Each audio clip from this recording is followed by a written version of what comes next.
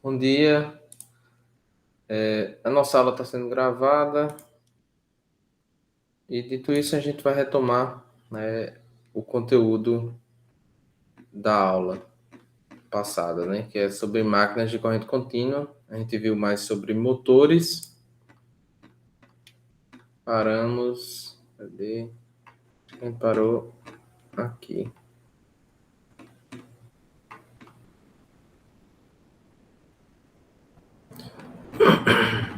Aqui. Mais ou menos.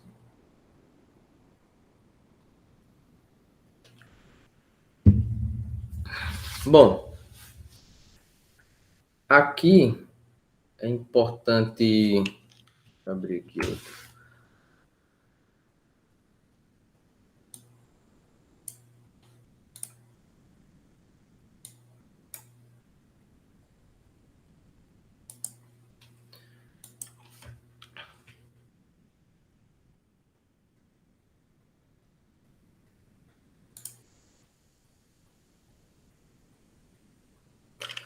Aqui eu vou dar uma pausa para a gente voltar um pouco e falar sobre motores de corrente contínua.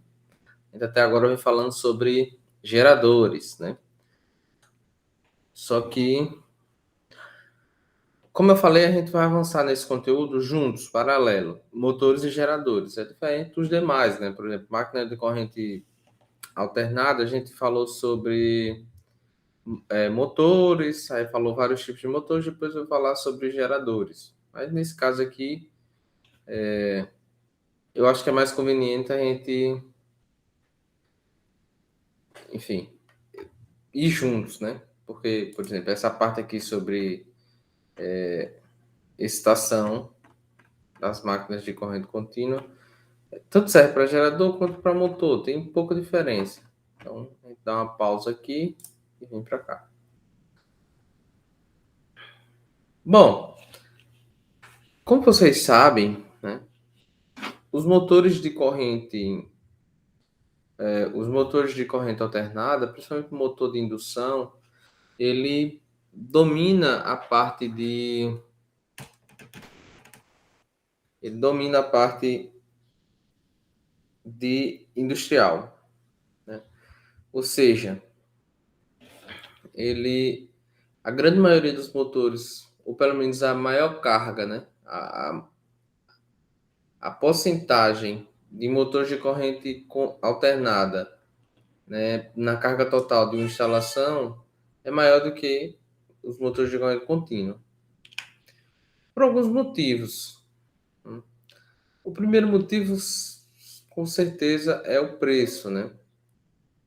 Então, um motor de indução gaiola de esquilo, ele é um motor muito barato e ele é um motor muito bom também. Então, ele acaba sendo utilizado na maioria das aplicações industriais, mesmo quando outro motor poderia realizar aquela tarefa de forma mais satisfatória. Então, mas mesmo assim ele é utilizado. Porém, os motores de corrente contínua também possuem o seu lugar, né, na indústria, né, e também residencial, enfim. Existem algumas situações onde o tipo de conjugado que é desenvolvido por um motor de corrente contínua não não é suficiente para operar máquinas que requerem conjugados distintos, conjugados mais intensos na partida, conjugado maior em baixa rotação, enfim. E aí também tem outras situações que é você ter motores de pequeno porte que possam ser colocados dentro de equipamentos com placas, né, com placas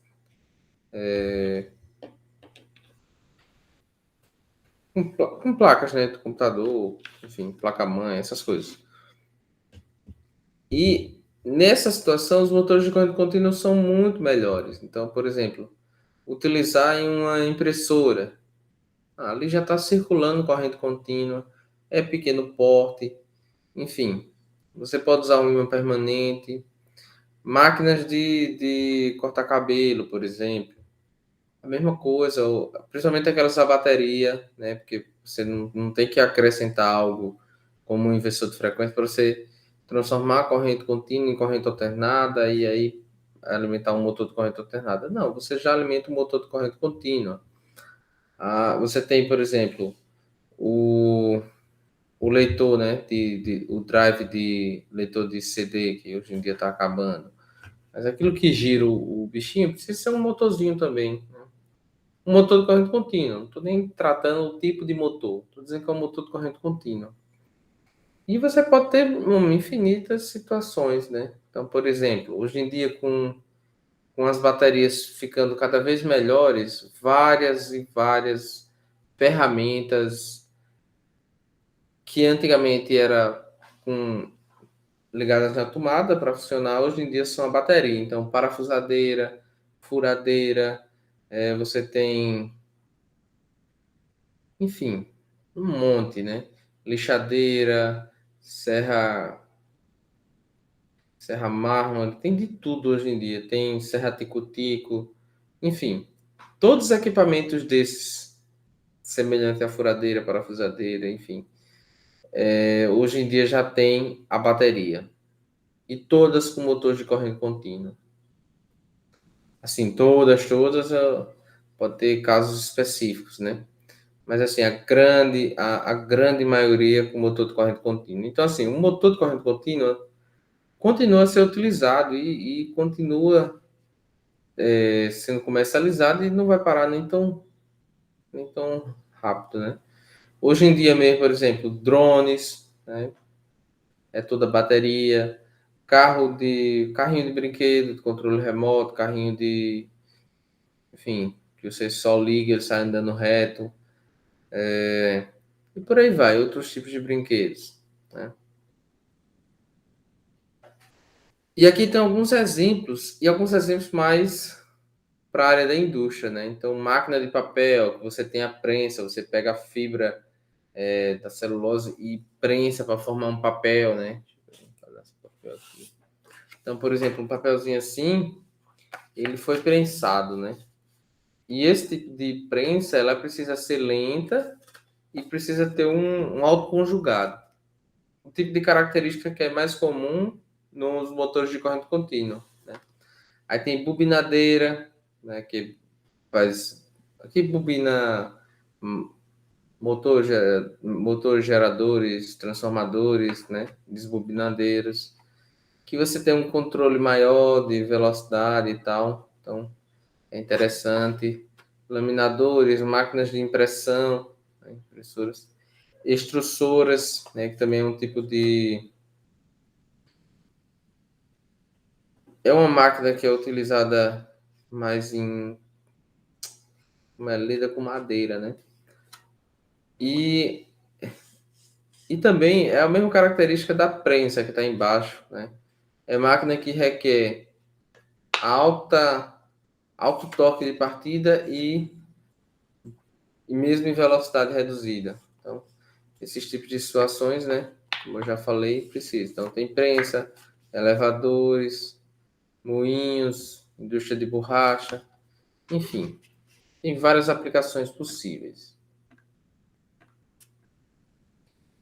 Bom, os motores de corrente contínua, assim como os geradores de corrente contínua, têm a mesma estrutura, né? Eu vou passar rapidamente por ela, mas a aula anterior eu já falei bastante sobre ela. Então, ele tem o estator e o rotor e o conjunto comutador, né? Que é o comutador e as escovas. Esses são os elementos principais, os elementos que estão envolvidos diretamente no princípio de funcionamento da máquina. É isso que significa ser elemento principal, né? Porque não é que seja os únicos elementos essenciais, embora possa ser, mas são os que estão envolvidos diretamente no processo de funcionamento, no princípio de funcionamento, né? E como a máquina funciona. Agora a gente tem também outros que são essenciais para a operação correta da máquina, né? A própria carcaça, o eixo, A gente tem os pés de fixação, a caixa de ligação, tudo isso é essencial.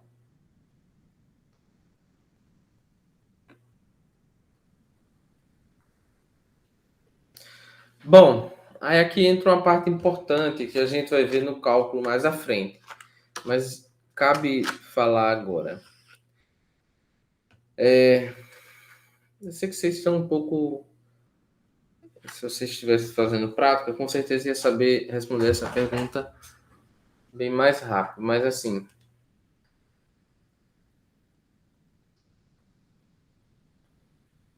vocês sabem que a corrente de partida de um motor ela é sempre maior, né, do que a corrente nominal. Inclusive tem um índice na tabela, na placa de identificação dos motores, que tem assim a relação, né, da corrente de partida dividida pela corrente nominal. Então, sei lá, a corrente de partida dividida pela corrente nominal é 7. Isso significa que a corrente de partida é 7 vezes a corrente nominal. Isso é que vocês sabem que a gente já trabalhou. Bom, e por que isso acontece, né? Por que, por que o motor tem uma corrente de partida maior? Muitos vão dar várias explicações para isso, né? Então, é para romper a inércia, e algo semelhante a esse tipo de resposta, né? Isso não está errado, está correto. Agora, a perspectiva que eu quero abordar aqui é que é um pouco diferente, porque eu quero abordar se conforme a eletricidade. Então, o que é que acontece em termos de fenômenos elétricos, digamos assim, para que a corrente na partida seja alta? Então, se a gente fosse analisar o circuito do motor, o que é que acontece para que na partida essa corrente seja elevada? Bom, então, primeiro a gente tem que olhar o princípio de funcionamento do motor. Como ele é? Você tem um rotor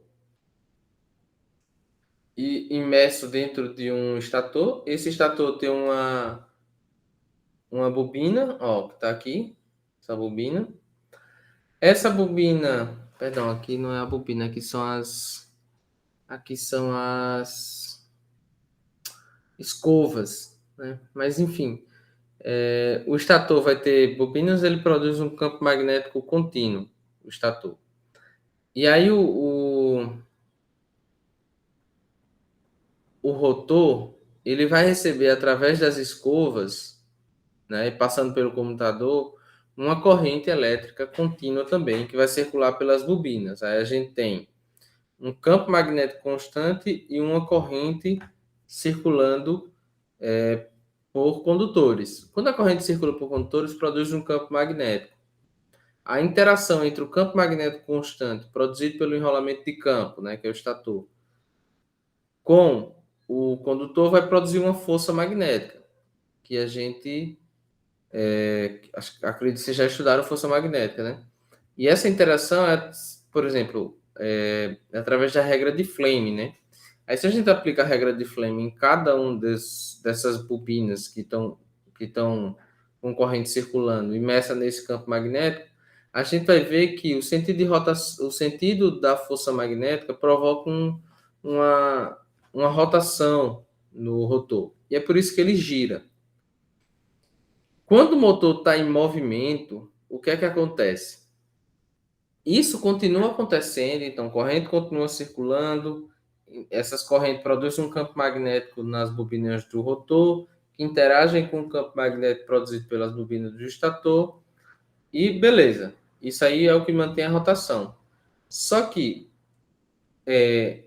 a reboque disso acontece outro fenômeno eletromagnético, que é o seguinte: quando a gente tem um campo magnético constante e condutores se movendo dentro desse campo magnético, a gente tem a lei de indução eletromagnética, né? Ou seja, nos condutores vai surgir uma tensão e uma corrente de indução. Então, eu sei que nesses condutores estão circulando uma corrente elétrica que está vindo de uma fonte externa e por isso ela está girando. Mas o fato dela girar surge uma tensão induzida. A essa tensão induzida, como ela segue a lei de Fleming, perdão, a lei de Lenz, como ela segue a lei de Lenz, ela vai ser contrária, né, às suas causas. Então, lembra lá da lei de Lenz, ela diz que o efeito da indução eletromagnética, né, que é um campo de reação, é sempre contrário às suas causas, que é a variação do fluxo magnético. Eu sei que é muito complicado falando assim, mas o fato é que surge uma tensão nas bobinas do rotor que é contrária à tensão de alimentação do motor. A essa tensão contrária que é induzida no rotor, a gente dá o nome de força contra-eletromotriz, certo? Força contra-eletromotriz, que é uma tensão elétrica, né? Então, lembrando, tensão elétrica é a diferença de potencial elétrico, né? Potencial elétrico é uma forma de energia, né? Uma forma de energia potencial igual à forma de energia potencial gravitacional da Terra, só que elétrico, através do campo elétrico. Então, a tensão é a diferença de potencial elétrico ou também é chamada de força eletromotriz. Por quê?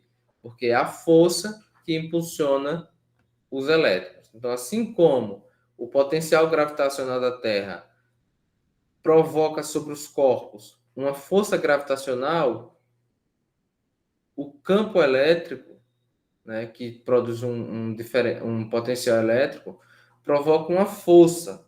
Só que essa força a gente chama de força eletromotriz, porque é a força de mover os elétrons, ou tensão elétrica, né? Então é daí que vem. Aí, quando você tem uma tensão induzida contrária à tensão principal, né, que seria a força eletromotriz, a gente chama de força contra-eletromotriz, certo? Essa força contra-eletromotriz, essa tensão, ela surge no rotor e tem um papel importante para a manutenção do funcionamento do motor, né? Por quê? Porque as resistências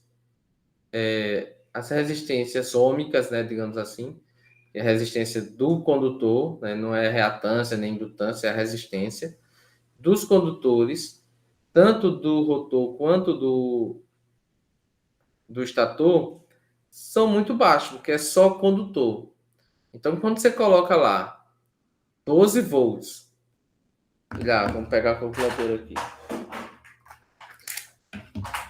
Digamos que você coloque 12 volts e as resistências aí em série, sei lá, um motor série, as resistências em série de 0,25 ohms, que é possível. Faz uma conta aí, aplica a segunda lei de Ohm a um condutor de alguns quilômetros, você vai ver que é poucos, né? Digamos que seja um tal, é pouco. Então, sei lá, digamos que a gente tem 12 volts e 0,25 ohms. Então, seria 0,25 dividido por 12. Aí daria ao contrário, gente, desculpa. É a tensão dividido pela resistência, quando a gente quer calcular a corrente. Daria 48 amperes. Então, você vê que, como a resistência ativa é muito baixa, a corrente fica muito alta, né? Só que com a força contra-eletromotriz, se você está aplicando 12 volts, é como se a força eletromotriz fosse, sei lá, 8 volts. Aí você teria 12 volts, vou fazer aqui só por título de exemplo e para falar alto, mas enfim. 12 volts menos 8, seria lá 4. Aí você botaria 4 dividido por 0,25, 16 amperes. Então, bem melhor do que 48. Então, esse é o papel dela, é reduzir a corrente. E a gente vai ver os circuitos daqui a pouco e vai ver como ela é estratégica, certo? Mas é importante entender a força contra-eletromotriz. Tudo que eu expliquei aqui está discorrido no texto, né? Embora esse material não esteja postado aqui, mas eu vou resolver isso agora. Deixa eu botar aqui, editar isso aqui.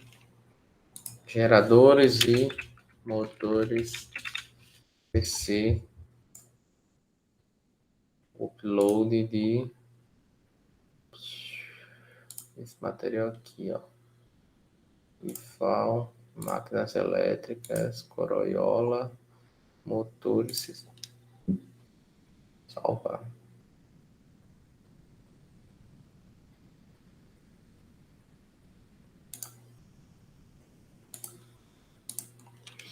Pronto, coloquei o material para vocês. Aí tudo está explicado aqui, certo? Os cálculos e tal, mas enfim. Eu vejo a apresentação novamente que você consegue. Espero que você consiga pegar essa ideia. Quando eu mostrar agora o circuito, eu acho que fica mais simples de pegar.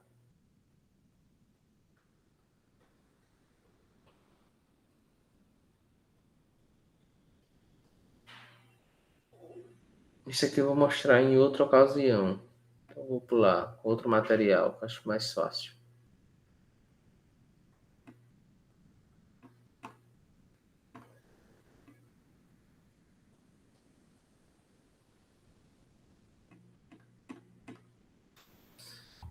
Vamos fazer um pequeno intervalo, pessoal. A aula vai até. Deixa eu ver aqui.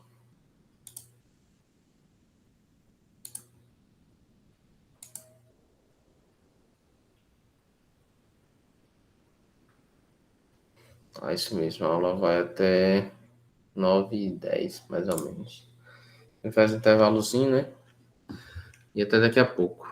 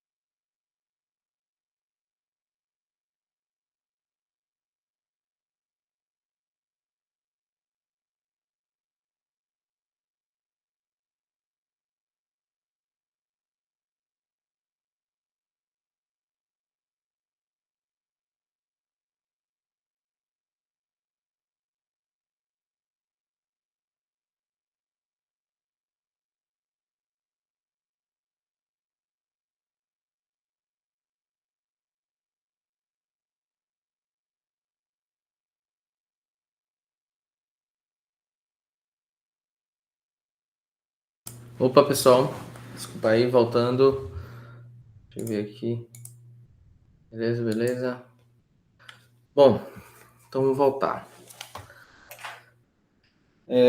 Nesse ponto, eu acho que seria interessante a gente voltar para esse outro material.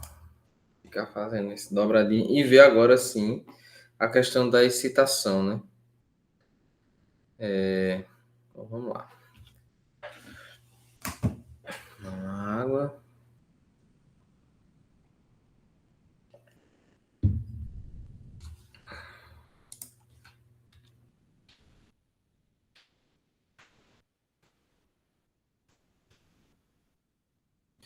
Bom, temos basicamente dois tipos de excitação, né? De motores ou geradores de corrente contínua. São os ditos. Droga, não tá. Tudo bem. São os de excitação independente, ou também chamados de excitação separada, né? Ou seja, é o tipo de motor que a alimentação do campo, né? Porque a excitação é a alimentação do campo magnético, né? Do campo que vai produzir, a alimentação do enrolamento que vai produzir o campo magnético. Então, nesse caso, é o enrolamento de campo. Ela se dá de forma separada à alimentação do rotor. Então, por exemplo, você tem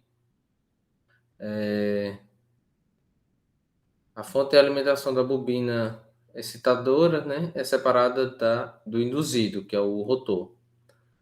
Então, sei lá, você tem uma fonte para alimentar o rotor, outra fonte para alimentar o estator. Então, esse é um tipo de alimentação em separada. Outro tipo é você ter um enrolamento de campo com ímã permanente, que é o tipo de motor de ímã permanente.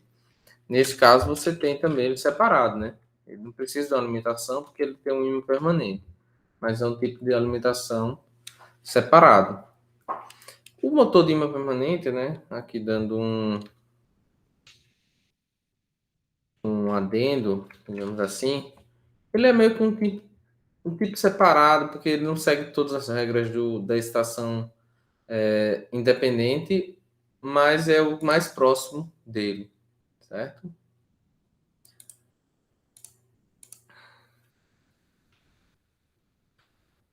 E o outro tipo é o de excitação própria, ou autoexcitado. Então, os motores autoexcitados, você tem uma única fonte de alimentação, sei lá, você tem aquele motor, você tem uma fonte de alimentação, e com essa única fonte ele alimenta tanto o rotor quanto o estator. Isso ele pode fazer de três formas diferentes, né? Que é semelhante ao tipo de associação de resistores, né? Ele pode fazer com associação ou autoexcitação, nesse caso, em derivação, também conhecido como shunt, então gerador shunt, motor shunt, que é basicamente uma ligação em paralelo. Você liga os dois enrolamentos em paralelo e a fonte de alimentação alimenta os dois com o mesmo nível de tensão, né? Com a mesma tensão. Essa é a característica desse tipo de ligação, certo? E você tem autoexcitação em série, que é outro tipo. Você liga as cargas em série e liga aquela mesma tensão aos dois, sendo que cada um vai receber um nível de tensão diferente, mas é a mesma corrente que vai circular em ambos, né? Então, esse é o tipo de alimentação de ligação em série de bobinas, né? E você tem a mista, né? Que nesse caso aqui a gente chama de autoexcitação composta, que por sua vez pode ser de duas formas. A gente vai ver adiante. Então, esse tipo de excitação, né? Ele tem os dois tipos de enrolamento. Então, ele tem o enrolamento de armadura, né? Do rotor, e você tem um enrolamento shunt e um enrolamento em série, né? Ou seja, uma parte do enrolamento de campo é ligado em paralelo e outra parte é ligado em série com a armadura. Aí e tem duas formas, né? Que você pode ligar. Você pode ligar um enrolamento em paralelo com o enrolamento de armadura, e o insere com esse conjunto, né, dos dois.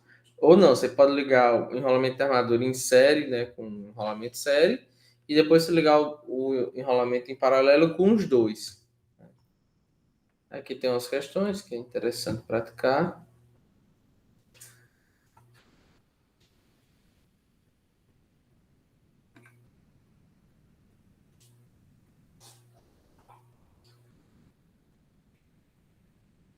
E aqui a gente vai ver os tipos de excitações, né? Nesse caso aqui para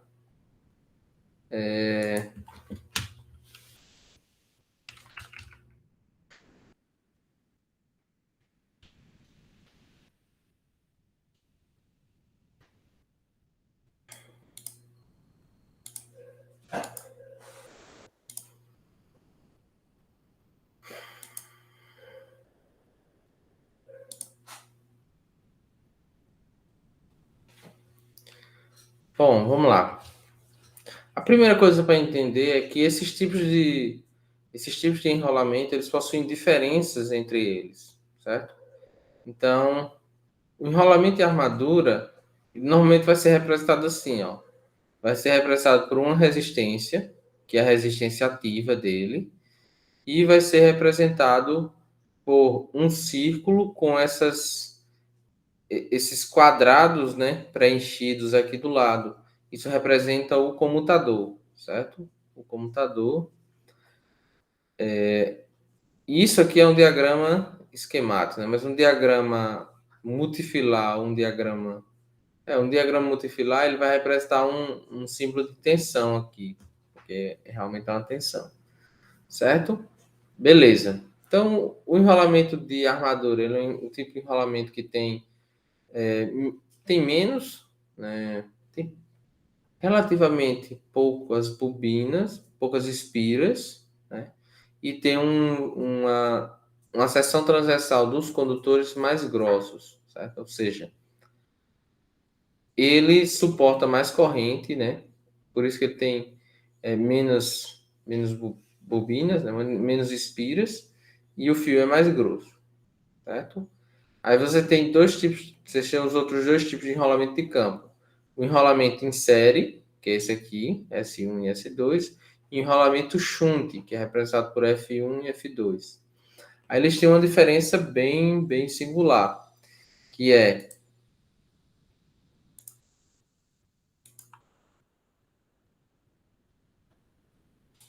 perdão, ele tem as seguintes características. O enrolamento em série ele é semelhante ao enrolamento de armadura. Ele tem poucas espiras e tem uma seção transversal dos condutores bem grossas. Já o enrolamento, já o enrolamento em paralelo, ele é o contrário. Ele tem uma seção transversal fina, então são fios finos, e tem muitas, muitas espiras, né? Porque aí você aumenta a reatância. Então aqui ele tem reatância pequena, tem resistência pequena, mas ele suporta uma alta corrente porque o fio é grosso, digamos assim. Estou falando de forma bem, para não estar falando a seção do transversal é alta. E nesse aqui é o contrário, ele tem fio fino e tem um monte de bobinas. E aí ele aumenta a reatância e aumenta também a resistência elétrica. Então, um segundinho.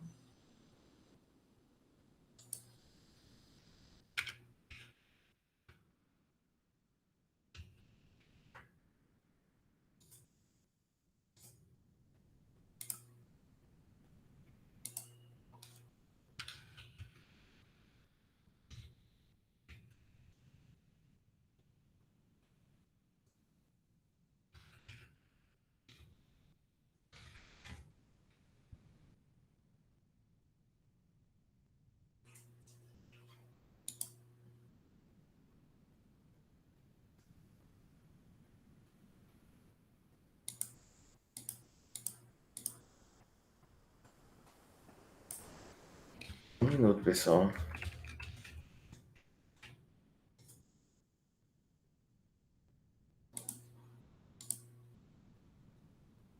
Bom, então retomando, né? Deixa eu ver aqui. Pergunta alguma coisa. Não, né? Bom, então ele tem essas diferenças, certo? Não são iguais, não são tudo a mesma coisa, são diferentes. E aqui o tipo de ligação, vamos lá. A primeira ligação, um gerador shunt. Então, como seria um gerador shunt? Você tem o enrolamento de armadura em paralelo com o enrolamento shunt e muitas vezes você tem um potenciômetro aqui, porque você consegue regular a corrente que vai para o enrolamento de armadura. É uma forma de você controlar a velocidade do motor, certo? Bom, isso aqui é voltímetro, amperímetro, então ele não interfere no sistema, né? É só uma forma de você medir corrente. Aqui tem a ligação, né? Beleza? Aqui seria uma ligação na prática, você tem uma bobina com dois polos, aí a forma de ligação, ó, vem aqui do ponto A, que é onde é que está saindo a tensão, né? E uma parte, ó, vem para alimentar a escova, que pega no comutador e alimenta as bobinas do rotor, e outra parte alimenta as bobinas do estator, né? Até sair aqui, que é onde é que alimenta de novo o outro lado das bobinas. Então, esse é o tipo de motor shunt. A gente depois vai fazer com mais detalhes na próxima aula aí. Esse aqui. Ah, mesma coisa. Isso aqui é a mesma coisa. Você está mostrando só um exemplo lá de ligação.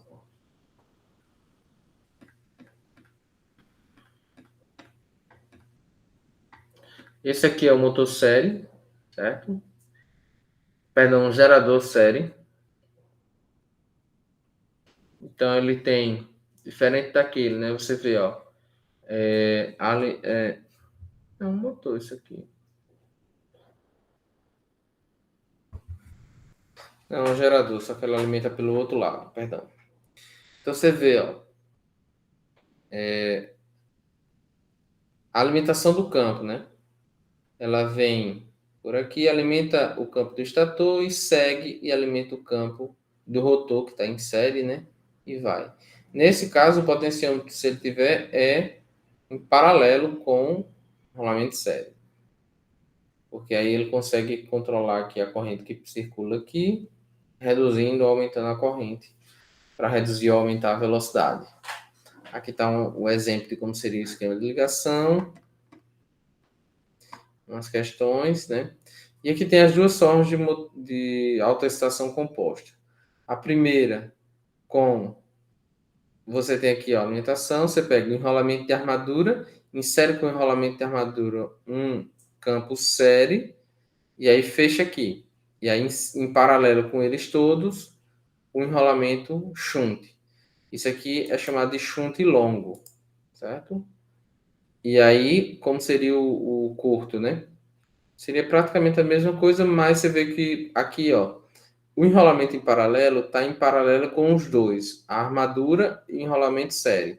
Aqui você tem o enrolamento série em série com a armadura e o enrolamento shunt em paralelo só com a armadura, né? Enquanto aquele está paralelo com os dois. Aquele está em paralelo com a armadura e o shunt ao lado, certo? Então, um exemplo aqui de ligação. Bom, por hoje é isso. Semana que vem a gente começa a fazer os circuitos e fazer algumas análises, aí a gente volta, e aí no meio da aula a gente vai voltar para cá, né? Para controle e regulação de velocidade, de tensão. E vai ver algumas coisas a mais de cálculos. Beleza, pessoal? Desculpa aí alguns imprevistos durante a aula. E muito obrigado pela presença. E até mais.